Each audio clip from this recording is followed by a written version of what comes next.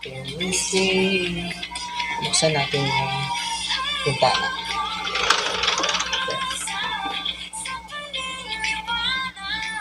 Yan, okay na ba? Ito. May mic ako nakita. So, try natin gamitin. No? Mahiwagang salamin ng nasa amin, ang tunay na pagtingin.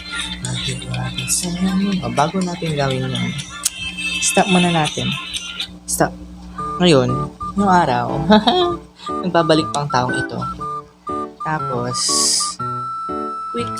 quick story time. Ngayon kasi, kaya naisipan kong i-vlog to. Kasi meron kaming gagawing commercial. Sinabi yun ng isa naming subject teacher na kailangan namin gumawa ng isang commercial. So, naisip namin ng kagrupo ko, yung kagrupo ko is the same sa Entrep. So, hindi na kami dami-daming grupo. So, ngayon, nag-isip kami ng isang concept. And ang napagnitingan namin is about sa perfume. Perfume ang magiging product namin. Ngayon, since sabi ko kasi dapat ngayon na kami mag-shoot ng para video. Pero, ang may something problem kasi wala daw mga sasakyan and wala din yung main character namin. So, hindi na namin tinuloy. Ang gagawin na lang namin, pinaprepare ko sa kanila yung mga kailangan gamitin pala bukas. Then, sa akin yung product. Sa akin yung sample product. Gagawan ko siya ngayon ng layout. And then, print ko. Ayun yung printer. And then, ididikit natin siya dito. May nakita kasi akong pabango ko dati na wala naman laman. Tapos, wala na siyang laman. So, pwede na siyang gamitin. Ito.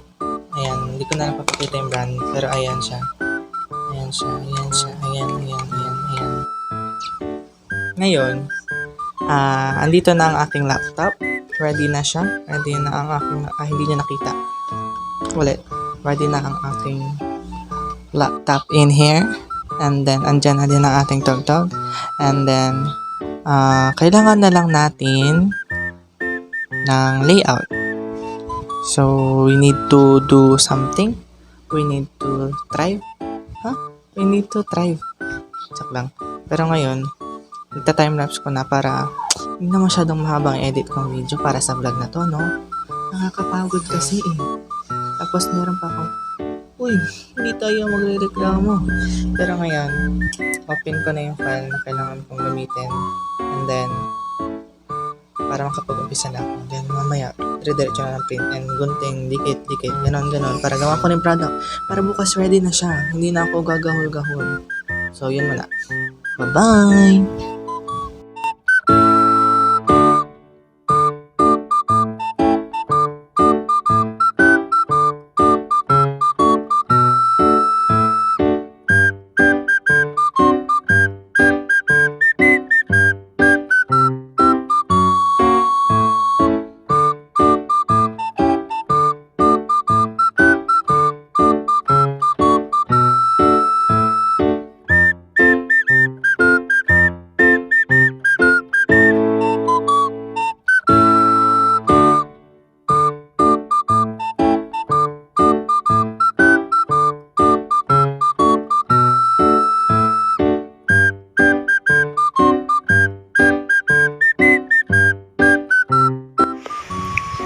So, ayun guys, na-layout ko na siya sa Word. And then, ayan yung kinalabasan. Wait lang, ito yung papakita ko siya ng mas malaki. Ayan, ipakita ko siya. There, ayan yung logo. Ay, yung parang layout ba? Ayan. La Kababe. La Kababe kasi Kababe ang name ng aming group. Kung tatanungin nyo, yung Kababe, ayun yung pinagsama-samang nicknames namin. So, ayan. Wala. Cute lang. So, ayan. Nandito na siya sa Word. 6 na yan. 6 kaming nasa commercial para sa video. So, 6 din. Kahit na 3 lang yung bottles, 3 lang yan dyan. Ay! Pero maghahanap pa rin ako ng dalawa. Pero naglagay na ako in case na mamaya may mapunit kapag ginagawa ko. So, yun lang. Let's go print it.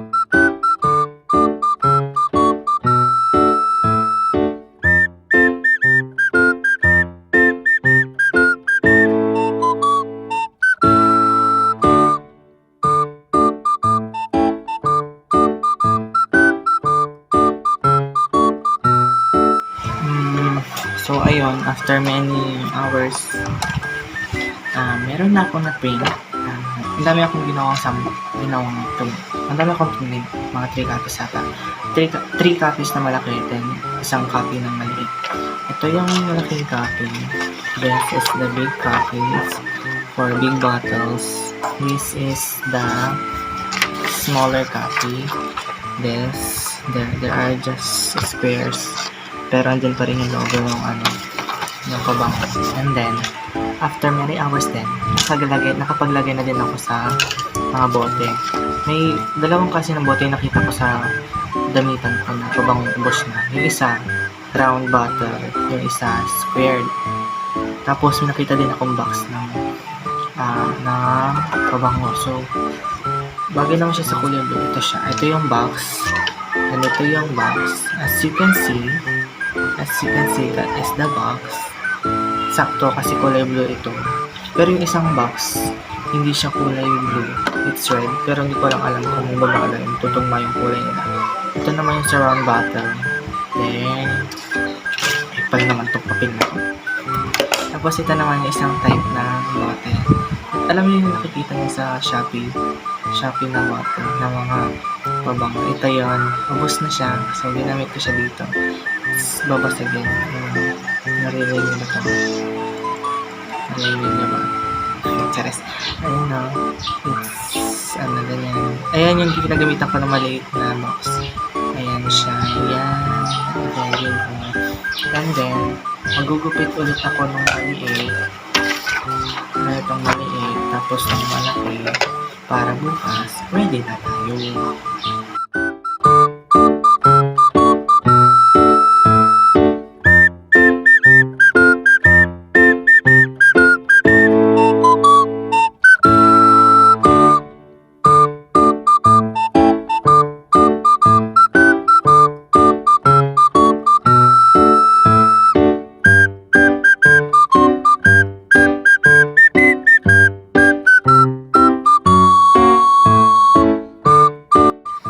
Tapos